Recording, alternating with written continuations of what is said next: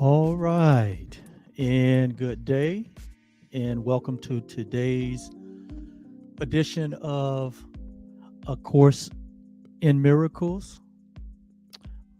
Let me correct myself again. Take two. Good day, everyone, and welcome to today's session with Truly Foundation, which is right there on my screen, and A Course in Miracles. Hi, my name is Oliver Blue, and I will be your host today, your guide, your coach, and it gives me great pleasure to be here with you for this lesson for today. And today we're going to go down a little different side road here as we have entered into the next 10 workbook lessons. Each one of these sections now have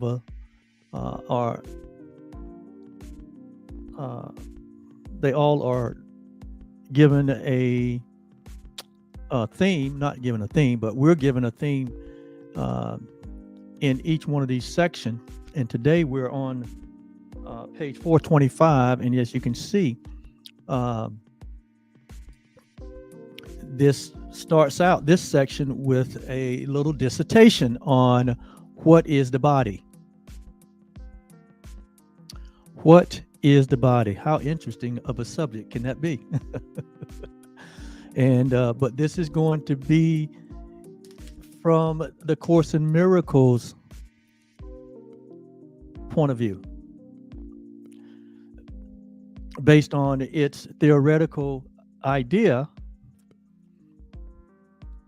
which has its basis in, we said, three fundamental statements. And they go like this. I'll remind us. It says that the whole course can be concluded in these three fundamental statements. Number one, that which is real cannot be threatened. That which is real cannot be threatened. Statement number two, that which is not real, or that which is unreal, it does not exist in reality. I'll put it to you that way. And number three, therein, these two statements, within these two statements, that's what therein means. Therein, between the two previous statements, lies the peace of God. Let's think about that for a minute. Nothing real can be threatened. Aligns with what we've been sharing all these 300, 200 plus days. That there's only reality. We said there's only God. God is, and there's nothing else. We're saying that love is all there is. We've said it in so many different ways. And that is reality. Reality is defined as that which is knowledge, that which is the truth, which is of the one law, which is the law of love, or the law of God. We've said that reality has to do with that which is unalterable, meaning it cannot be changed. It's changeless. We said that that which is real is eternal. Meaning what? No beginning and no end. It's unambiguous. It's not multiple choices. It's just the one reality. It can be unrecognized. Reality can be unrecognized, but it cannot be changed. Let's make that perfectly clear. We said that reality is everything that God created in his creative process. It's everything that God created. We said that reality is only God, is that which only God and only love that creates reality. Okay? We also say reality is beyond what can be learned. It is beyond learning. We said it is beyond time and space. So that means that reality is beyond or before the world was, before the foundation of this planetary world. We said that reality has no opposites. There are no opposites in reality. There are no opposites in love. There's no opposites in God. Or there is no opposition. There are no enemies in reality. God has no enemies. God has no opposition. There are no opposites. Then we said that it has no beginning and it has no end. You can't find where reality began. You certainly can't find where it ends. And then we concluded all of those criteria by saying reality merely is. It is what it is. So when the first statement says that which is real cannot be threatened, we gave you the criteria there. None of that, that's the criteria for reality, and none of that can be threatened. Then the second statement said that which is unreal does not exist. And we know that that which is unreal is that which God did not create, but that an idea that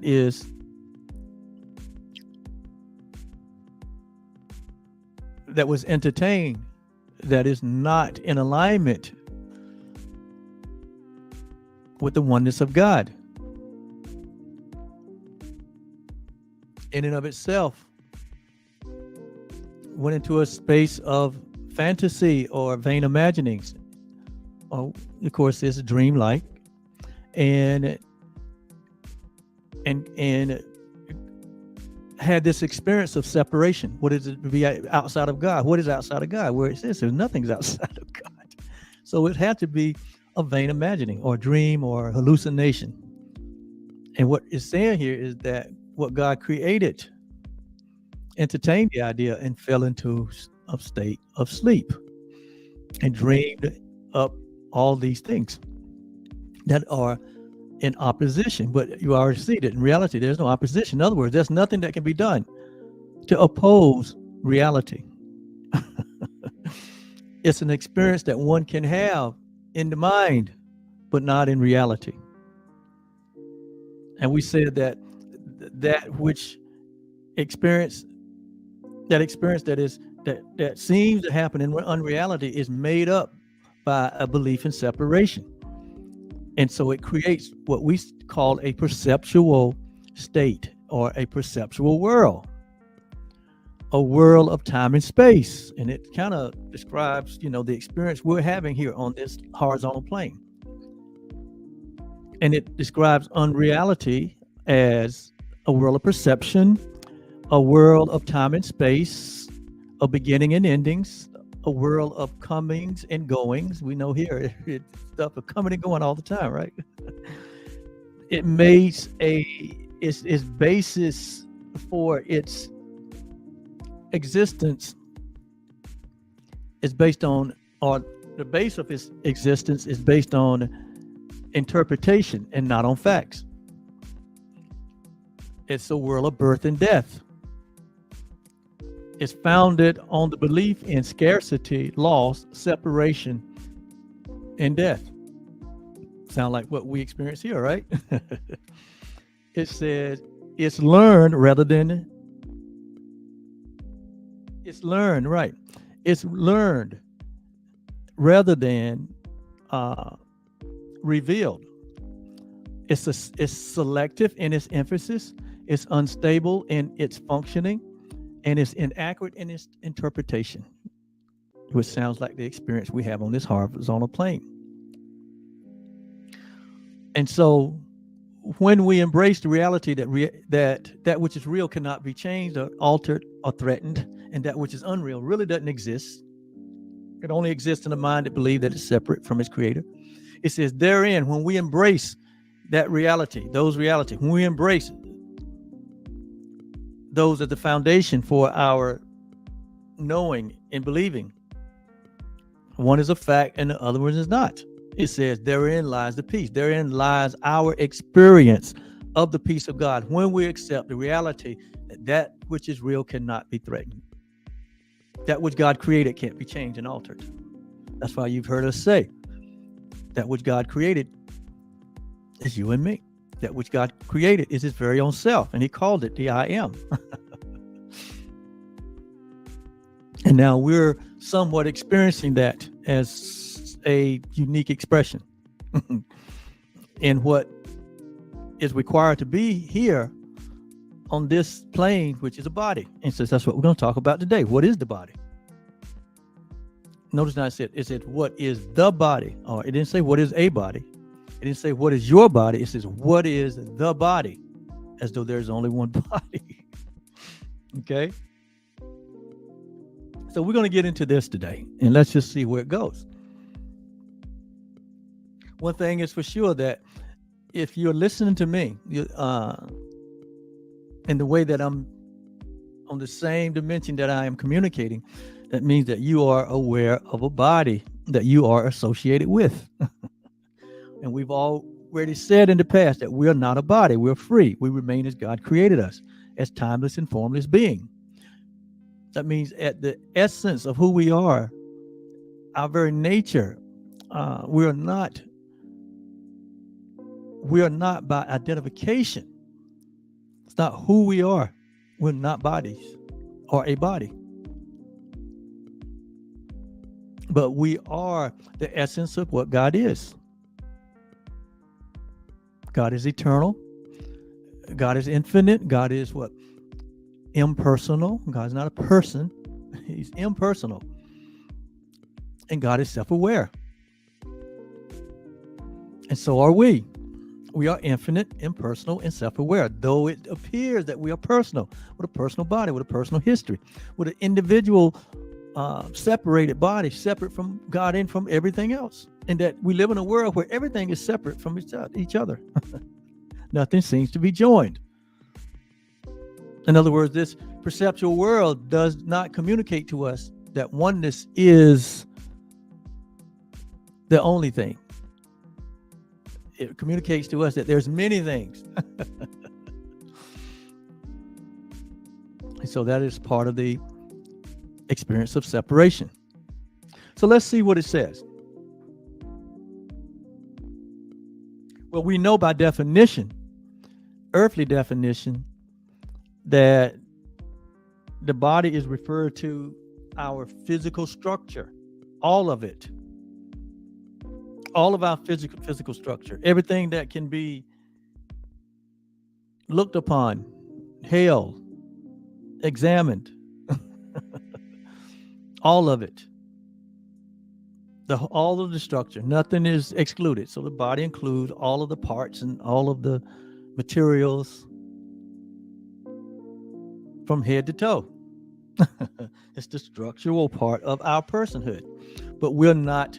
So what it says here is that there is more to us than the structural part.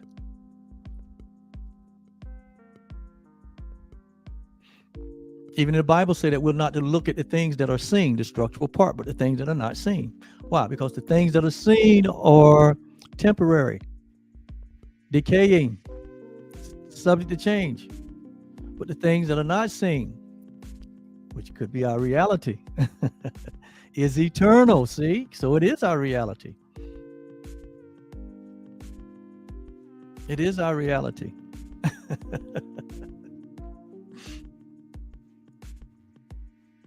And so let's see what it says. Let's take this ride together. So, what is the body? The body is a fence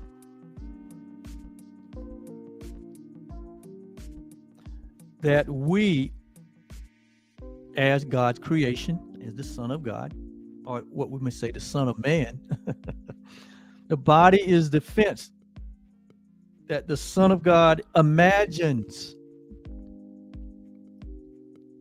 The body is the fence that which God created imagines he has built.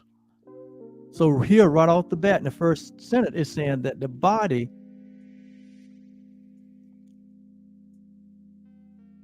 is representative of a fence. What is this fence?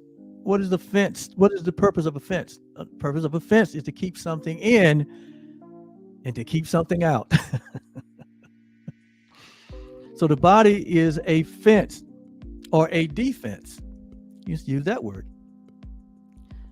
That the Son of God imagines he has built. So the body here is implying is that the body is an imagination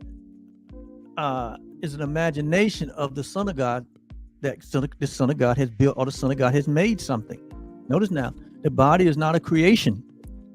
It's not a creation, but it's something that is made. And it's certainly not a creation of God. Why? It cannot be a creation of God because God can only create like himself. And God is infinite and eternal. There is no death, there is no life, there's no beginning, there's no end in God. So it cannot be, based on the universal principle that everything produces after its own kind, that God cannot be responsible for these bodies. Believe it or not, I know that starts off way rough if you're not hearing this information, or if you're hearing this for the first time, that the body is a fence the Son of God imagines he has built to separate parts of his true self from other parts. So here it says that we imagined making this fence or this defense or this idea of separation, or the thought of separation, because that's what it's all here. Everything here we're talking about the way we think, the way we perceive.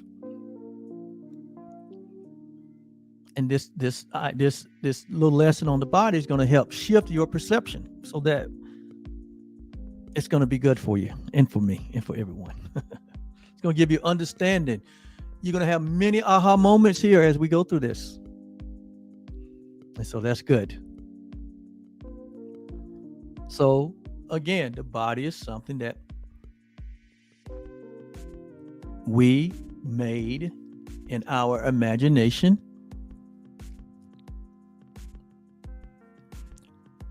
as a mechanism to separate us, or to separate us from our real self and from other parts. It is within this fence that we imagined or made that we think we live. In other words, we believe that within this body that this body is our home, our house, or this body is the place in which we live, or life, or this body contains the life that we are. It says that we think, it said, it is within this fence that we think we live to die as it decays and crumbles. Because we all know that everybody eventually decays and crumbles and goes back into the earth or the dust from which it came. But we have this idea that it can separate us from not only each other, because there's space between us, but separate us from God.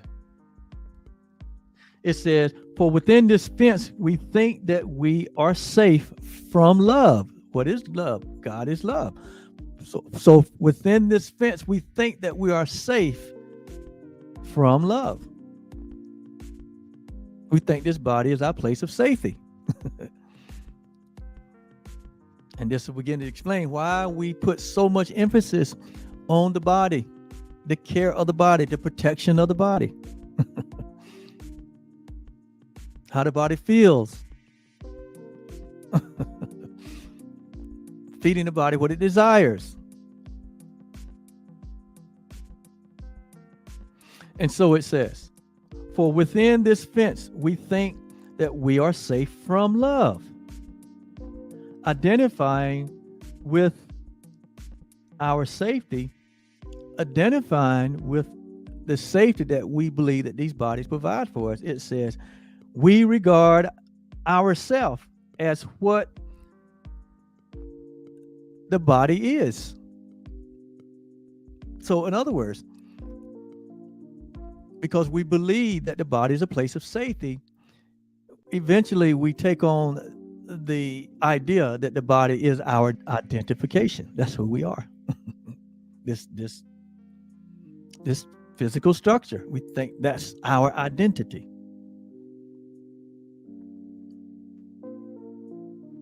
It says, how else could we be certain that we remain within the body, keeping love outside?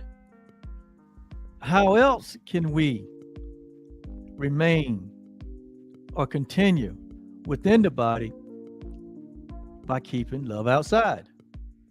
So the body now becomes a safety from love, true love. And it sounds preposterous, but as we go through this, you'll readily see that this is exactly what we have been experiencing. This is the way that we have been thinking by the purposes that we place upon the body, by the false ideas that we lay upon the body, the false identification, by calling the body ourselves. So, the body will not stay. The body will not continue. The body will not last. It's just a temporary. It's a temporary idea. And we all know that. It said the body will not stay or remain. Put it to you that word. Yet, or however, this we see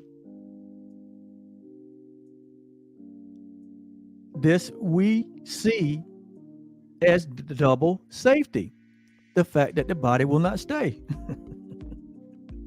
We see this as a double safety, that eventually it's going to be over for me, or it's going to be over for us, that idea. Because when you embrace the idea that you are the body and you already know that the body will not stay, then we're also embracing the idea that what?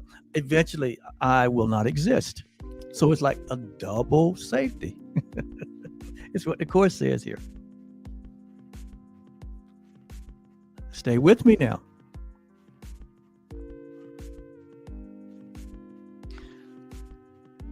For the Son of God's impermanence is proof his fences work. In other words, if we are eternal beings, that means that we are permanent beings.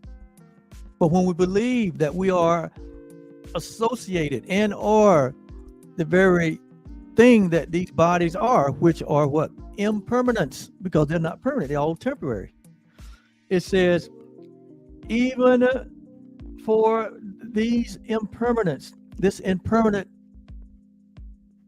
body or idea is proof that the fences work and do the task that our minds assign to them. For if his oneness still remained untouched, who could attack and who could be attacked? In other words,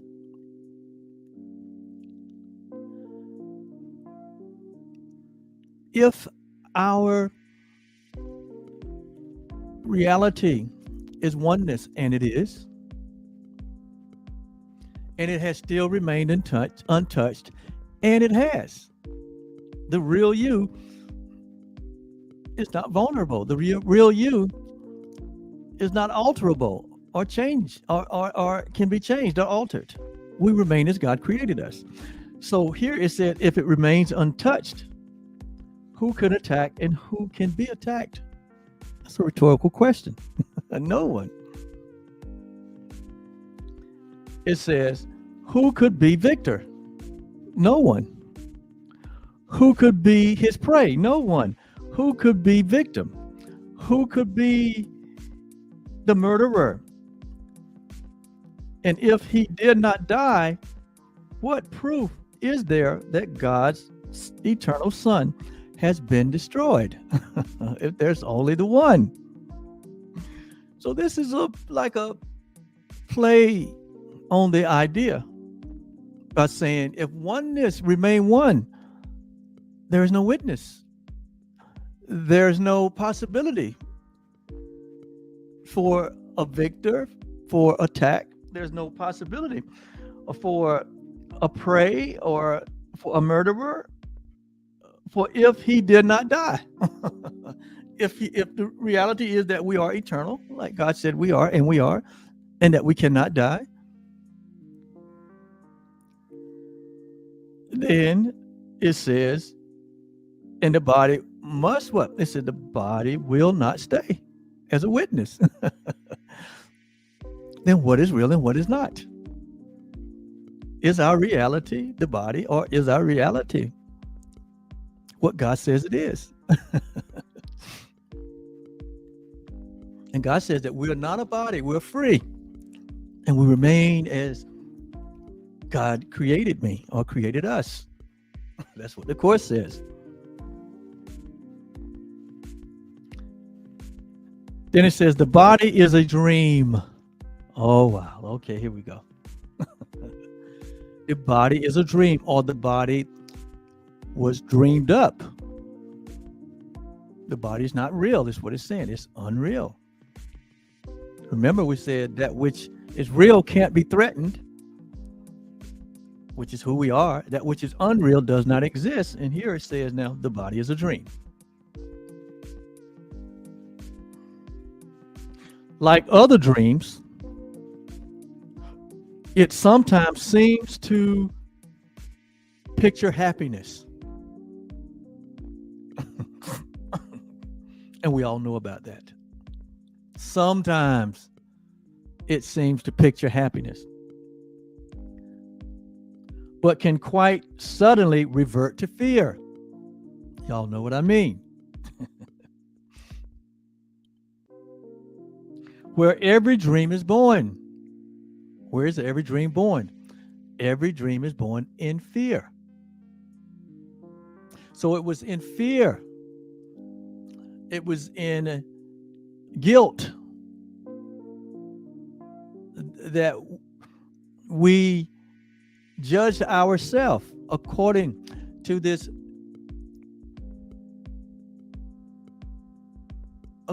body. That we dream of being these bodies as our true self. We dream of being separate from each other. We dream, we imagine, we build a life around separation. We build a life around the fact that we're separated from our source. That God is at some other level than what we are. That we are, we are left here in a place to be born and to die. This is what the mind has done. Simply from the one belief in separation. This is what the mind has done. Not the mind of Christ, but the mind of the dreamer who dreamed the dream of separation. And all of us have. So the body is a dream. Like other dreams, it sometimes seems to picture happiness, but can quite suddenly revert to fear. Where every dream is born. There is no fear in God. There is no fear in love. In fact, 1 John says what? Perfect love casteth out all fear. Where dreams are born. And so for only love creates in truth. Only love creates. Fear makes. And it was out of fear that this entire world was created. Or this entire world was made. Where did it get its ability to dream such a impossible dream? That is a great question. There's only one source of everything. So it had to be what? It has to be the backdrop of everything is the awareness and the consciousness that is of God. That is the only life there is. So there was a tap into the infinite that made up this world that we live in, that made up these ideas, this belief in separation, and have built an entire world out of that place of fear, okay, of guilt, sin consciousness, guilt, and fear. It's what built this world. So it couldn't have been from God in the sense that it's not a God idea. This world is not a God idea. As much as it seemed real, it is not. And the fact that everything is what? Decaying. Everything is what? Everything in the ephemeral is passing away. It's an idea. It is witness to the fact that this is not the real thing. All that God creates, it doesn't pass away. Everything that God creates is eternal. That's why your true self is eternal.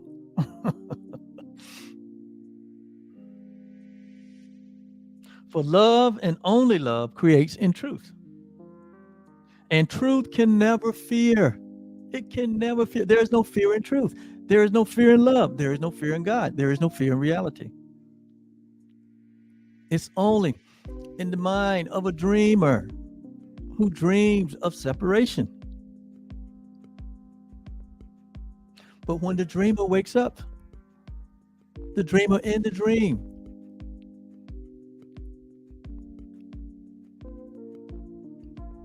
realized that it was only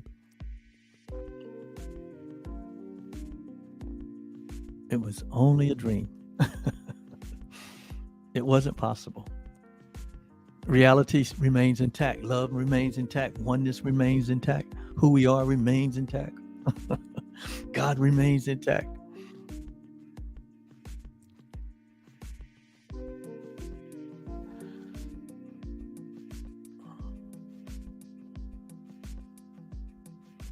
Made to be fearful. Notice now, the body was made to be fearful. This world was made to be fearful. Made to be fearful, must the body serve the purpose given it to be fearful. That's where the idea came from. So the body serves that until there is some type of intervention into the mind that is what? Controlling the body. Made to be fearful, must the body serve the purpose given it to be fearful. The body is a fearful place. Just like this world can be a fearful place. Why? Because that's what it's made for. And that was its purpose, out of fear. It could only be made for fear because it is fear that made it, not God.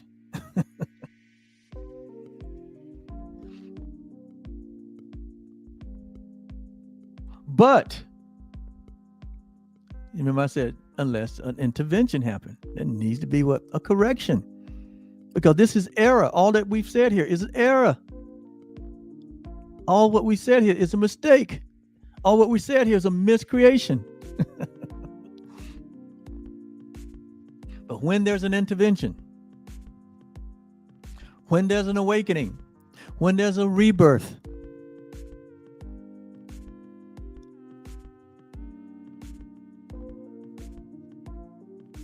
when there's a transformation, when there is an enlightenment, it says, but we can change the purpose. See, when there's an awakening, we can change the purpose. When there's an enlightenment, we can change the purpose. When there's a rebirth, a new birth, we can change the purpose. When we change the purpose, but when we change the purpose, that the body will obey by changing what we think that it is for.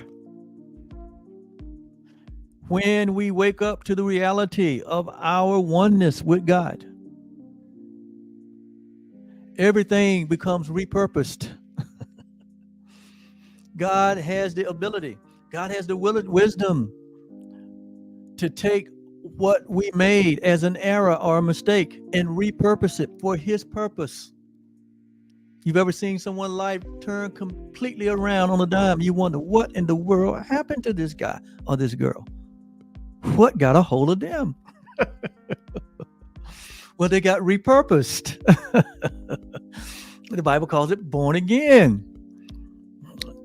In the spiritual community, they call it enlightenment or the awakening. Or, we call it in the coaching community, we call it transformation. Yeah. And it will happen to everyone. Why? God guarantees it. God guarantees that everyone will eventually wake up. Everyone will eventually have their Damascus Road experience. For you Bible believers, you know what I'm talking about when I say Damascus Road experience. Everyone, every single solitary person that appears to be a person in a body will have their Damascus experience. It may not be in this lifetime, but they're going to have it. God guarantees it. And so if God guarantees it, there's nothing to worry about. People, when the body expires, and, I hear people say all the time, well, I wonder if he, got right with God. I wonder if he, if he's going to heaven. I wonder if he's going, you know what they're saying, right? Well, I'm here to say, all things have already been reconciled back into God, back into the one thing. In other words, all the dreams, everyone from God's perspective have waken up from sleep and waken up from dreaming. And realize that we have never left the place of our reality. It was all a dream.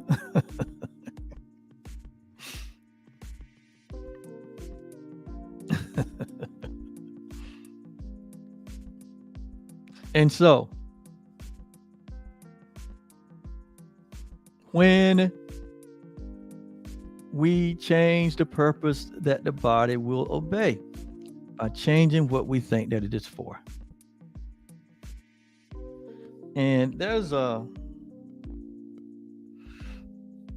section over in workbook lesson 135. We already covered this. But in workbook lesson 135 on page 253 in paragraph 7, this will help us.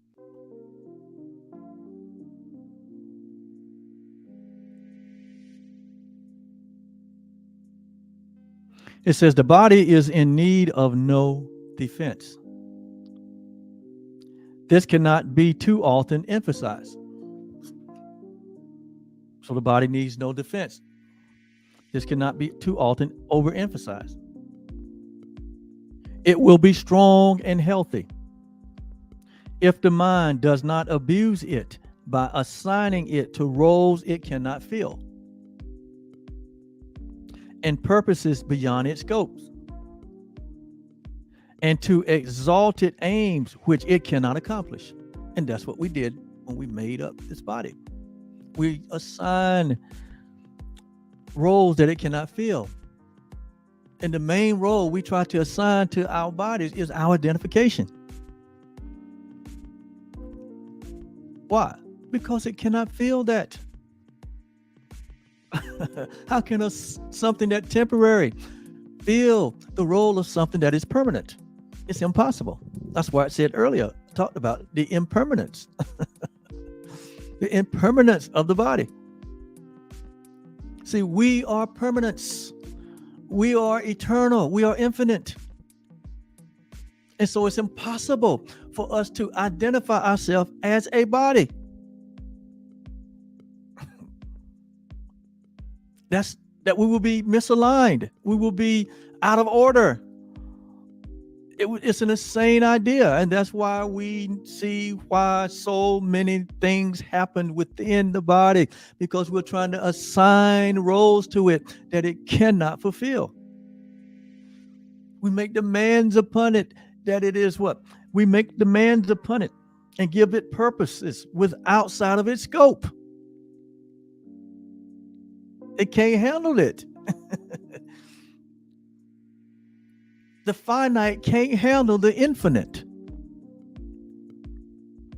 The temporary, it can't handle the permanent.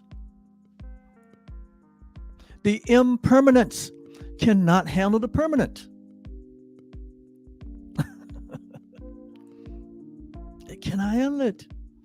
It was not made for it. But when God repurposed it, it is something that it can handle. It is something that it can now be of beauty and of use for the purposes of God. And that happens when the mind is what? Renewed, and the mind is transformed. It says, don't assign. So here what it's saying: do not assign roles to our bodies that it can't fill. You are not your body. Quit. So we should stop saying that we are, that it is. This is not me. You are the I am of God. You are of the God kind. You transcend a body. You transcend bones and marrow and sinew and organs, which are temporary, which are impermanent.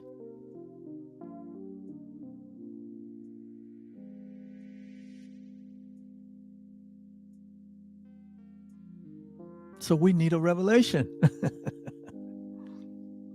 We need elevated information, which is what we're doing here. We call it advanced spirituality. So that we can have our awareness in alignment with the truth. We can have our consciousness in harmony with the truth. So we can see with the eyes of God and the mind of Christ and think with the mind of Christ. And so we don't assign it roles. We don't give it purposes beyond its scope, and we don't exalt it with aims that what? That it cannot accomplish. Such attempts to do this, ridiculous yet deeply cherished. They're ridiculous, but they're deeply cherished. If you don't believe me, just look around you and see the things we do to the body, how we worship the body. Everything in life is about what? The preservation of the body. The body has become what? It has become the Course says it has become the hero of the dream. We see the body as our way out. We see our separation as our way out. We see our individuality as our way out. We see it as our protective shield. And so we guard it with everything we have. We worship it with everything we have.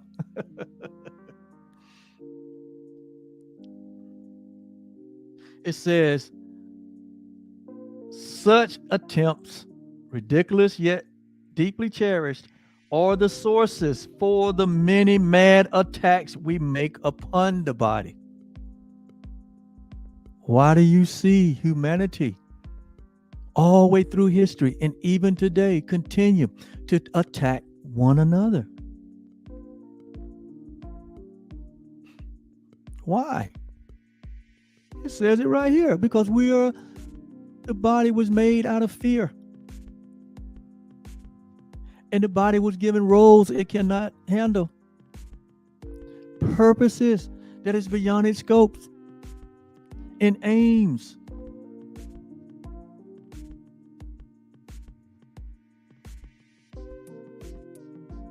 Exalted aims, which it cannot accomplish.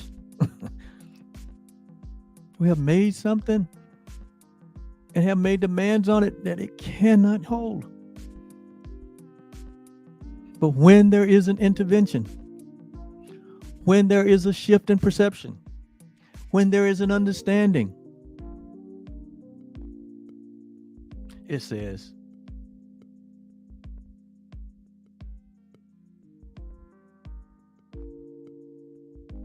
something can happen. It says, for it seems to fail you. It seems to fail your hopes, your needs, your values, and your dreams. The body does. It cannot perform. It cannot do what you want it to do. First of all, because what? It's not designed to. And when it's not designed to, this very mind that made it will attack it with sickness and disease and pain and suffering. And it will attack other bodies because it doesn't see oneness. It only sees what? Separation. And so it sees everything as a threat. It sees itself always under attack. So it has to what? Defend itself. And so it builds defenses. And now you understand what's happening in the world. That's what's happening in humanity. In its drunken state, where we see that humanity still has an idea of kill or be killed. Because it's in a place of fear. Because its perception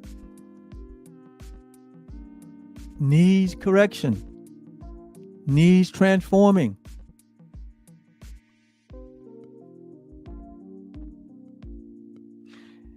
And it says, now, the self that needs protection is not real. The body knows it needs protection. He said, the self that needs protection is not real. The body self. It says, the body, valueless and hardly worth the least defense, needs merely be perceived as quite apart from you. This is the first thing that needs to happen. That the body needs to be perceived apart from me. In other words, I am not the body. I'm aware of the body, but I am not that. Like, I got 2 cars downstairs in my garage. I am not my cars, but I perceive of 2 cars, but I'm not that. So it's my consciousness and awareness that makes that assessment valid. You would thought I would be insane if I say I'm my car. And so what it's saying here is that same insanity has been on display when we say that we are a body. No, it says here we need to see ourselves apart from our body because we are. It says the self that needs protection is not real. The body, valueless and hardly worth the least defense, need merely to be perceived as quite apart from you. And it becomes, when we see the body quite apart from us, it says the body will become a healthy and serviceable instrument. Just like your car. Your car is a healthy, serviceable instrument. It has to be serviced. It's an instrument. It's a tool. The car is a tool. Your body is a tool. It's a healthy, serviceable tool, meaning that it can be serviced with the right mind, with the right thoughts, with the right idea. And it says it's a serviceable, it becomes a healthy serviceable tool because of the way now you're perceiving it.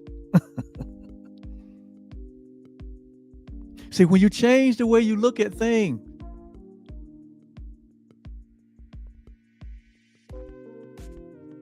when you change the way you look at things, the thing you look at change. When you change the way you look at your body, look at the body and understand what it's for, the body change. The body now becomes a healthy, serviceable instrument to serve you. See, the body, when it is repurposed for God's purpose, becomes a serviceable instrument. It becomes an instrument. It becomes a communication device where we communicate our true essential essence, our true essential self, our God self.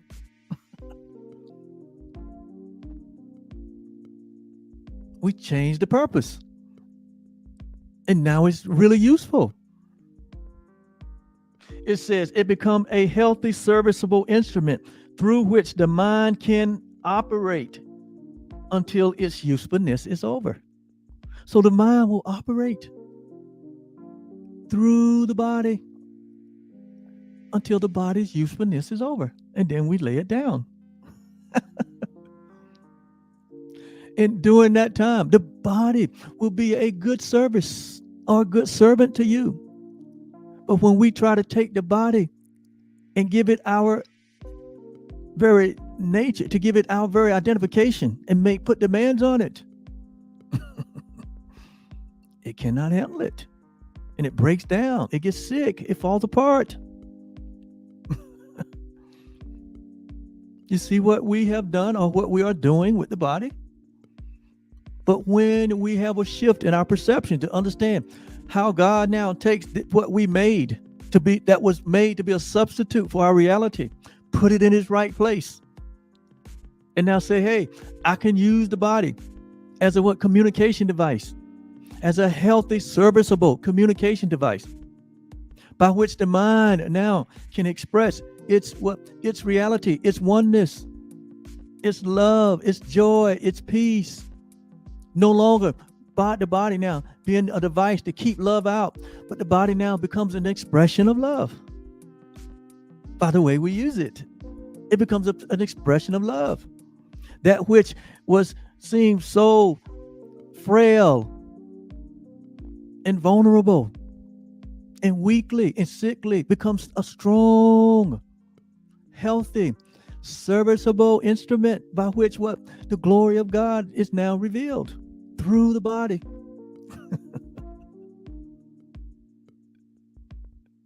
And what is that which is real can be now perceived working through these earthly vessels. Paul said it this way: we have this treasure. We have this treasure in earthly vessels.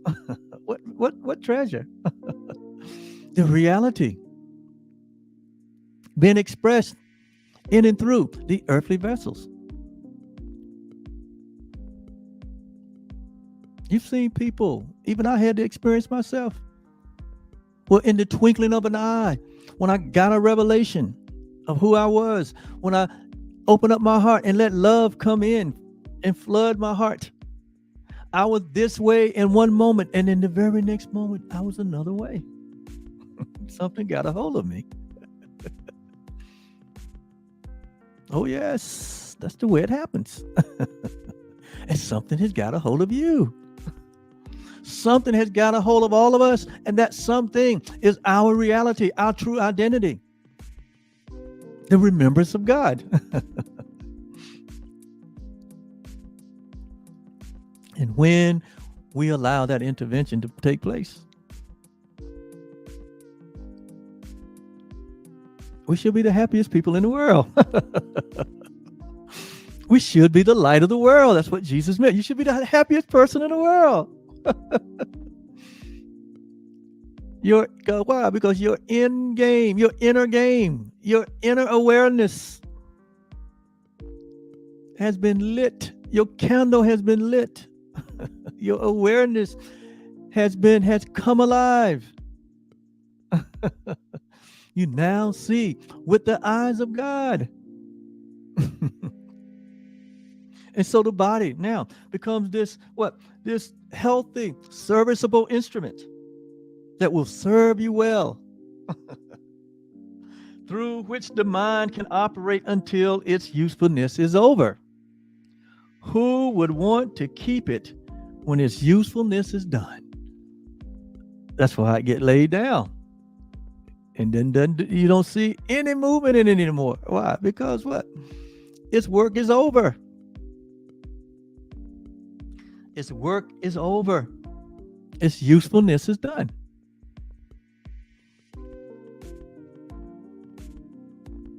And so when we understand this, there's no need to cry. There's only a need to rejoice. There's only a need to rejoice. Knowing that one has been one has finished their work. One has been freed from the seeming limitations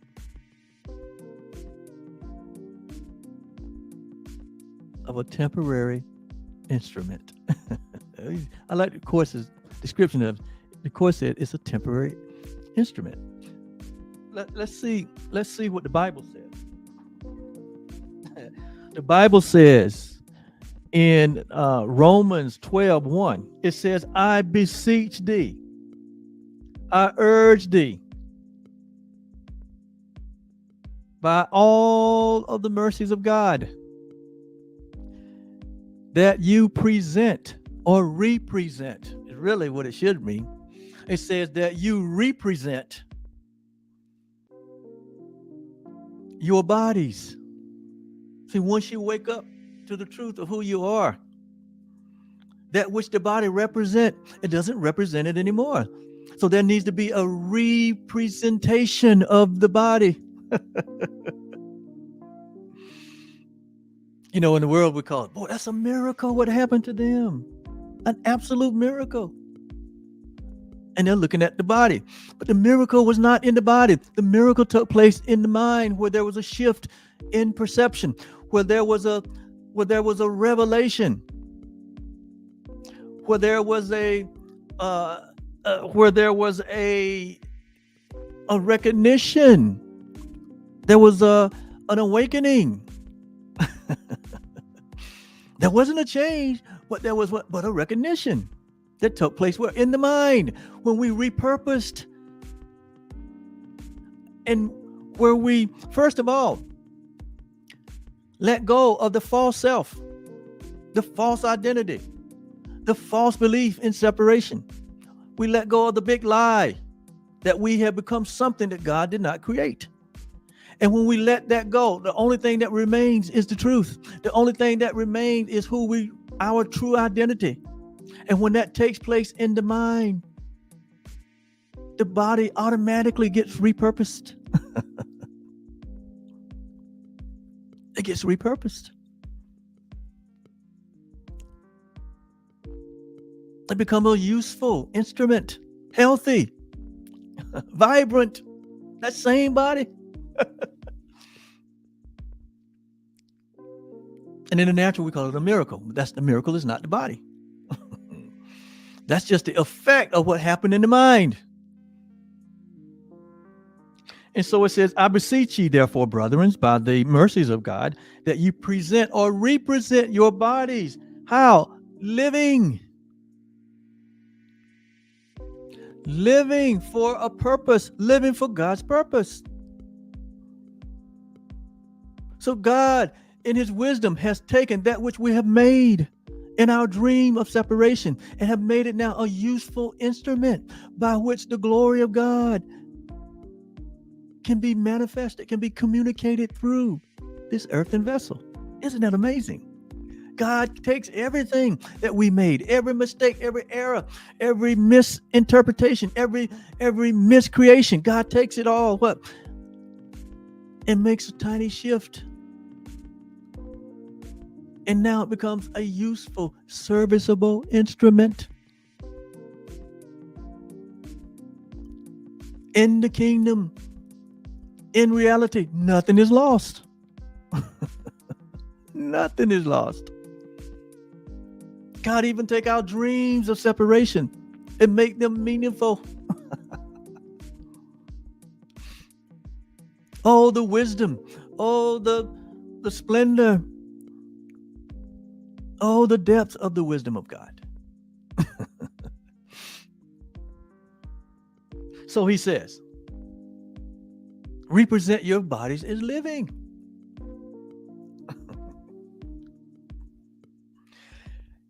He says, present your body as holy, because they are. Present your bodies as acceptable unto God, which is your reasonable service. It's the most reasonable thing for one to do once his life has been repurposed for the purposes of God. Our bodies, our entire life becomes what? An altar unto the reality of the truth that is true always. That's why Jesus said, you become the light of the world.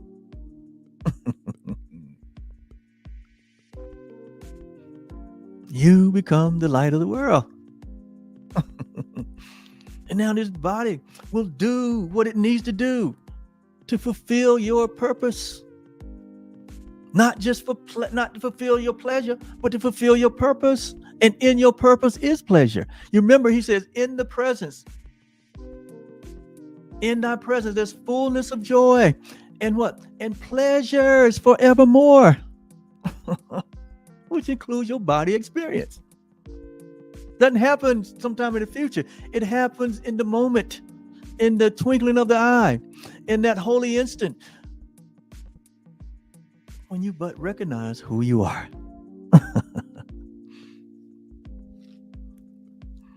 And so let's finish this lesson. It says the body is the means by which God, Son, or God's creation.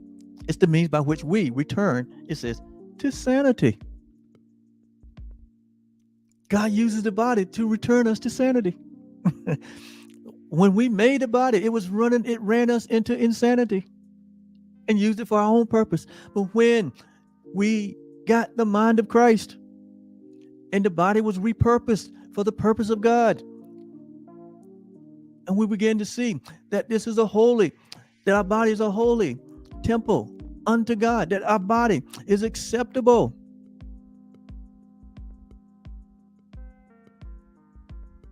Then it says we return to sanity.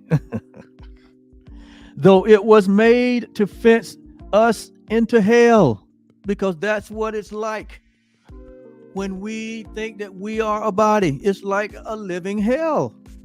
And you know what I mean. With our own purposes, with a lack of understanding, not knowing what it was for. When you don't know the purpose of a thing, you can't do but abuse it. But when you realize the purpose for your body, for the body, it's not your body, it's the body. Because you have no need of a body. You require it to be here, but you have no need for it. That's a difference. Though it was made to fence you unto hell without escape, yet has the goal of heaven, or has the goal of God, or has the goal of reality, or has the goal of love been exchanged for the pursuit of hell? When we are using the body, it is a living hell. When we are using it for a purposes that it was not, that it cannot, it cannot fulfill. It's a living hell. And now you see what you see out, and you see what has happened through history. Now you understand why. You understand why.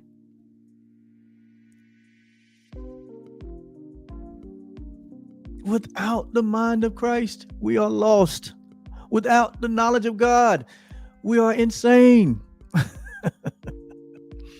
And even here in 2022, you still see the insanity in high places, in every place, trying to make what Their mind is saying the truth to make it as a substitute to the purpose of God. And it is causing all kind of chaos, all kind of destruction.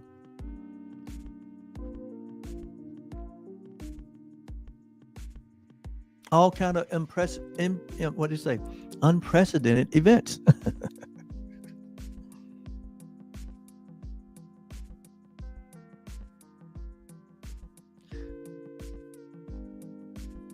So now that we understand what the body is, what the body is for,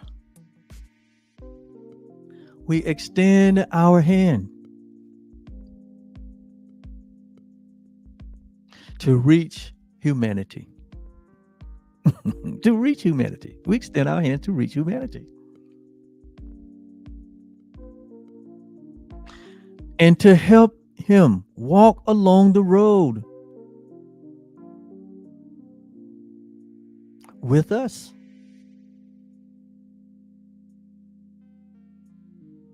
Now is the body holy. Now it serves to heal the mind that it was made to kill. The body in and of itself was made to kill. It would drive you insane when it's not being used properly and for the purposes of God. It will drive you insane because it cannot fulfill the purposes that we give it because it's not designed to.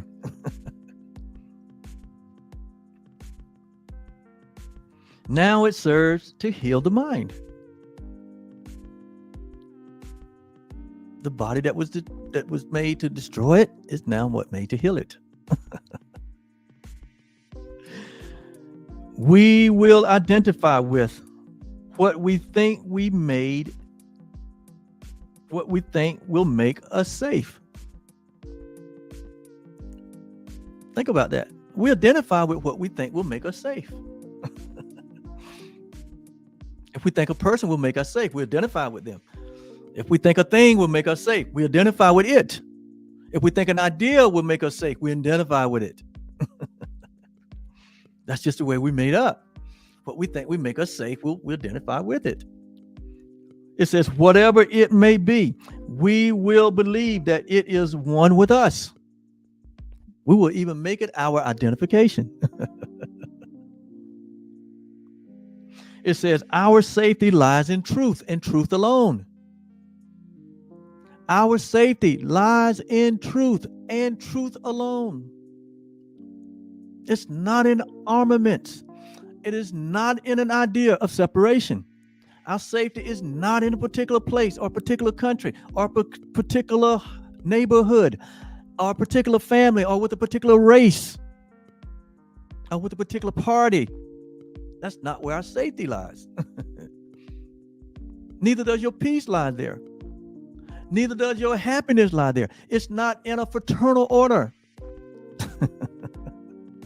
It's not in none of these things that we seek for to find safety. There's no place to hide. But the good news is, love is your safety. There you go again, Oliver, with that love talk. Here I go again with the truth that is true always. It is in love that you are safe. What does it mean to be in love? To be in love means to be in God. And to be in God means that you are in yourself, because you and your God share the same self, the same love, the same being, the same reality. That is where your safety lies. That is where you are to abide. That is the secret place. That is the heart of God where you have never left. When you wake up from the dream of separation, to see the dream of this impersonal, of this personal self, this finite self, unaware of the oneness that you are. When you wake up from that, you realize that this journey that you're on is without a distance, that you have remained as God created you, that you remain in the heart of God where he will have you be, or she or it will have you to abide. It's the only place you can abide. It's the only place of safety. It's the only place of joy and peace and happiness and fulfillment and contentment. The only place. Our only solution. The only reality. God is your reality. God is my reality. God is all humanity's reality.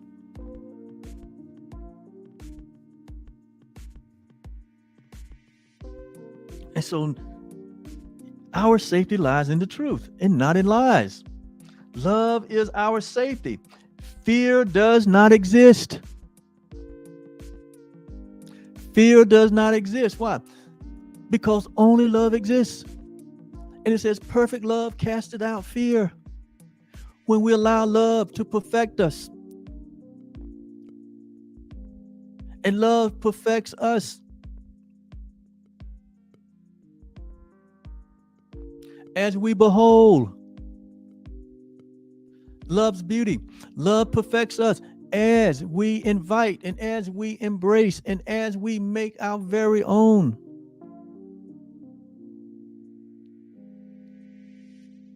That which is true and true always.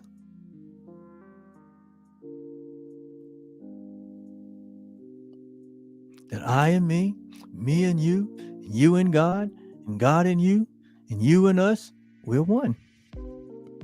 That's love. That's what casteth out fear. There is no separation. There is no division. There is no inequality in reality. Therein lies our safety. Therein lies our transformation. Therein lies our healing.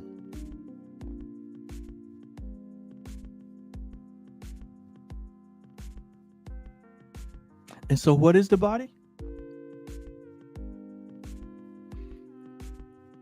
It says, fear does not exist. Identify with love, and you are saved. Allow love to be your identity, then you are saved. Identify with love, and you are home. And your home is holy. You are the holy home of God. We've been saying it over and over again. This is what we mean. Let your identification be the identification that God is, and therefore I am. That's what Jesus meant. When you see me, you have seen the Father. He wasn't talking about his body. But he was communicating through his body to other bodies that believed that they were separate, that believed that they were sinners, that believed that they had fallen from grace. And it was all a dream that they were having. And so he would, in his lifetime, he walked with his brothers. And he taught his brothers. And he shared with his brothers the truth that is true always. And that's what Truly Foundation here is all about. This is what we're all about. And this is how we do it. It's a unique expression. Yeah. There are many course teachers, but this is a unique expression. Their expressions are unique. That way, God makes sure that everyone is covered. He even allows you to pick your own flavor.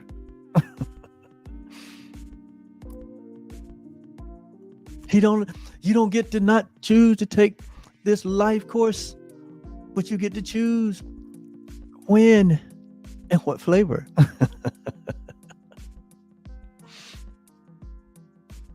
Identify with love and find yourself. And find yourself. Why? How is that possible? You are love. I'm going to put it up on the screen again. I don't know why I don't have my ticker up here, but I'm getting ready to put it up now. Because I want to remind you. You see that? Truly the real you loves you, because the real you is love. The real you is love. So, what is the body? Now you know. Now you know. And now we choose to use the bodies for the purposes of God. And so the body becomes a healthy, serviceable instrument, a communication device by which we're able to express the reality of who we are, which is love. Your body truly becomes a love machine. Truly becomes a love machine. Well, that is the preference to the next 10 lesson. What is the body? Oh my God, that was so good. Thank you so much for being with us for this edition of Truly Foundation in A Course in Miracles. This is Oliver Blue saying, come and join us for the next workbook lesson, which will be 261. Coming your way. Thank you so much. Have a great day. Bye. Bye.